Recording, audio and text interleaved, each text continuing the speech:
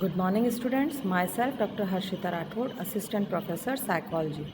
आज हम केंद्रीय प्रवृत्ति के तीसरे माप मोड या बहुलांक की बात करेंगे।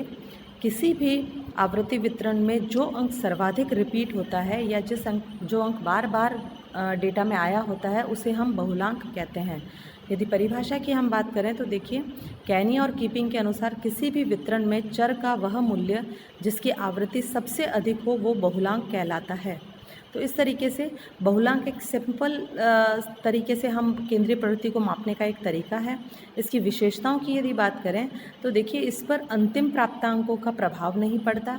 अर्थात यदि आपके पास डेटा अपूर्ण है या आपके पास अंतिम कोई प्राप्तांक नहीं है तो उनका कोई ज़्यादा इफेक्ट नहीं पड़ता, क्योंकि जो अंक सर्वाधिक रिपीट हो रहा है, सबसे ज़्यादा आ रहा है किसी ग्रुप में आवृत्ति वितरण में, वही उसका बहुलांक कहलाता है।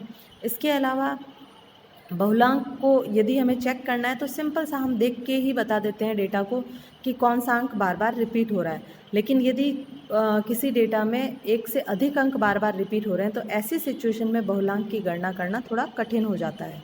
दैनिक जीवन में यदि हम देखें तो जितने भी सर्वे होते हैं या जितने भी क्वालिटेटिव सर्वेज किए जाते हैं, यानी किसी जैसे यदि हीरो हीरोइन की रेटिंग करनी हो, कौन सा सबसे अधिक पसंद है, कौन सबसे अच्छा है, तो उसमें हम जनरली मोड का ही उपयोग करते हैं, क्योंकि जितने ज़्यादा लोग किसी एक्टर या एक्ट्रेस को पसंद करेंगे वो मोड ही उनको उसकी सेंट्रल टेंडेंसी को बता देगा। तो इस तरीके से ज़्यादातर सर्वे में और दैनिक जीवन में हम इस चीज़ का मोड का उपयोग करते हैं। इसके अलावा मोड जो है वो कैलकुलेट करना बहुत ही इजी है। यदि हम देखें तो अनग्रुप्ड डेटा के लिए मोड निकालने के लिए हमें सिर्फ ये देखना होता है कि कौन सा अंक आवृत्ति वितरण में सर्वाधिक बार आया है। तो देखिए, यहाँ उदाहरण 13 दे रखा है। इसमें आप देखेंगे 10 छात्रों के नंबर यानी प्राप्तांक दे रखे हैं। तो इस 10 छात्रों के जो प्राप्तांक हैं इसके आधार पे हम बता सकते हैं कि जो 7 अंक है वो सर्वाधिक बार रिपीट हो रहा है।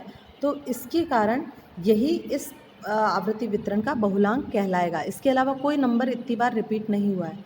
तो सिंपल सा हम आवृत्ति वितरण में जो अंक सर्वाधिक बार आता है उसे देखकर हम उसको बहुलांक को ज्ञात कर सकते हैं। अब यदि हम अपरिशोधित या एक तरीके से कहें टेंटेटिव यदि हमको मोड निकालना है तो उसका सिंपल सा तरीका है ग्रुप्ड डेटा के लिए। ये देखिए, आपको उदाहरण 14 दे रखा होगा, दिखाई दे रहा होगा, जिसमें क्लास इंटरवल और आवृत्तियाँ दे रखी है।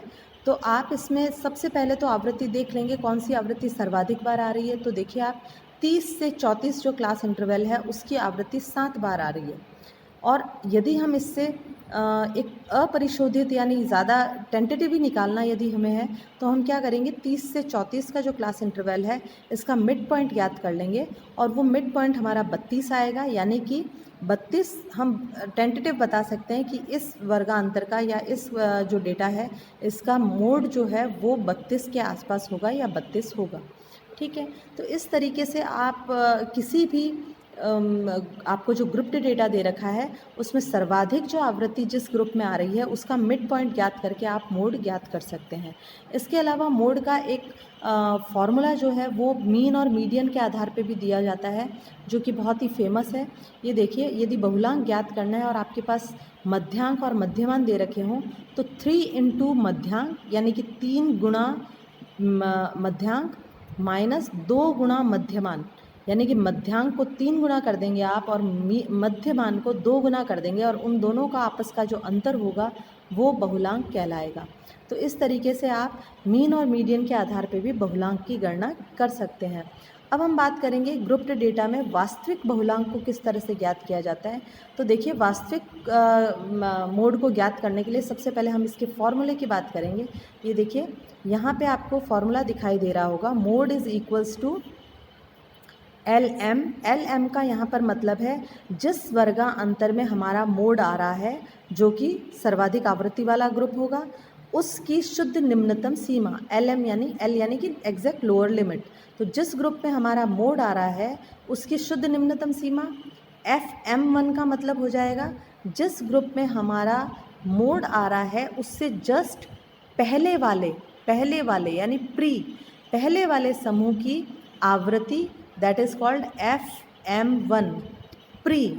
पहले वाले की, यानी कि जिस ग्रुप में मोड आ रहा है उससे पहले वाले ग्रुप की जो आवृत्ति कहलाएगी वो FM1, और FM2 जो है वो पोस्ट, यानी कि जिस ग्रुप में हमारा मीडियन आ रहा है उसके बाद वाले ग्रुप की, यानी कि ये FM2 जो है वो आपका पोस्ट मोड हो जाएगा, यानी जिस ग्रुप में मोड आ रहा है उसके बाद वाले ग्रुप की आवृत्ति हो जाएगी।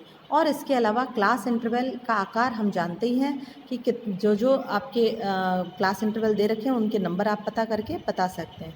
तो देखिए ये यहाँ अगर हम इस आपको ये उदाहरण 15 दिखाई दे रहा होगा, इसमें देखें तो सबसे पहले हम देखेंगे आवृत्ति, सर्वाधिक आवृत्ति किसकी आ रही है, 30 से 34 वाला जो ग्रुप है उसकी आवृत्ति 13 आ रही है। तो इसकी एग्जैक्ट लोअर लिमिट, यानी 30 की एग्जैक्ट लोअर लिमिट कितनी होगी, 29.5, ये हमारे पास हो जाएगा LM, एग्जैक्ट लोअर लिमिट, ये 5 है। तो इस तरीके से ये एग्जैक्ट लोअर लिमिट आ गई।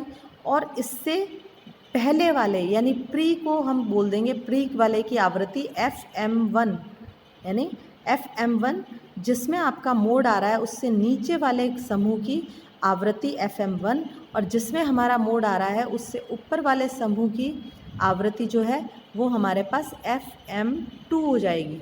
तो इस तरीके से FM1, FM2 और LM आपके पास निकल गया। और अब क्लास इंटरवल हम निकाल लेंगे। क्लास इंटरवल का आकार देखिए आपको दिखाई दे रहा होगा, 15 से 19, यानी 15, 16, 17, 18 और 19, यानी कि 5 अंक एक एक क्लास इंटरवल के अंतर्गत आ रहे हैं। तो अब हमारे पास सारी इनकी डिटेल आ गई है। अब आप क्या करेंगे, फॉर्मूले में ये सभी आप मान रख देंगे। ये देखिए यहाँ पे आपको FM1, FM2, LM ये सब आपको दे रखे हैं। एक चीज़ आपको और करनी होगी कि FM1 ज्ञात करने के लिए जो आपकी एक्चुअल मोड की आवृत्ति है, ये देखिए एक्चुअल मोड की आवृत्ति जो 13 है उसमें से जो आपने प्री वाले की आवृत्ति निकाली उसको आप घटा देंगे तो ये आपके पास FM1 आएगा। और इसी तरीके से FM2 ज्ञात करने के लिए एक्चुअल मोड की आवृत्ति में से आप FM2 वाली जो थी उसको आप घटा देंगे तो ये आपके पास FM2 आ जाएगा। इस तरीके से आपके पास FM1 और FM2 ये दोनों आ गए और क्लास इंटरवल हमने निकाल ही लिया है। इन सब का मान आप इसमें रख देंगे और ये मान रखने के बाद इस फॉर्मूले के अंदर आप जब सबका मान रख देंगे तो ये देखिए किस तरीके से आपके पास ये देखिए आपने 29.5 रख दिया, आपका FM1 जो था वो 5 आ रहा है और FM2 जो है वो आपका 6 आ रहा है। इन दोनों को रख दिया, इनटू आपने क्लास इंटरवल 5 कर दिया। तो ये आपके पास जो आंसर आया वो आया 31.77। ये आपका मोड आ गया है। तो इस तरीके से आप मोड कैलकुलेट आसानी से कर सकते हैं। और यदि आपको मीन और मीडियन दे रखा है तो आप इस फॉर्मूले के द्वारा यानी कि 3 मीडियन माइनस 2 मीन, इसके द्वारा भी आप मोड ज्ञात कर सकते हैं। तो ये आपका मीन और मीडियन के बेसिस पे मोड ज्ञात करने का तरीका हो जाएगा। तो इस तरीके से आप इसके जो आपके बुक के पीछे जो प्रैक्टिस क्वेश्चंस हैं उनको करके देखिए, मोड ज्ञात कीजिए। और कभी भी मोड जो है वो चाहे आप मीन और मीडियन निकाल कर मोड निकालेंगे तब वो वाला, और या आप डायरेक्ट फार्मूले से निकालेंगे, वो दोनों ही मोड सेम आने चाहिए। तो आप कोई भी क्वेश्चन पे प्रैक्टिस करें, दोनों सूत्रों के द्वारा आप मोड निकालने की कोशिश करें, जिससे कि आपकी अच्छे से प्रैक्टिस हो जाएगी। और कोई प्रॉब्लम होती है तो आप ग्रुप में पूछ सकते हैं। Thank you so much.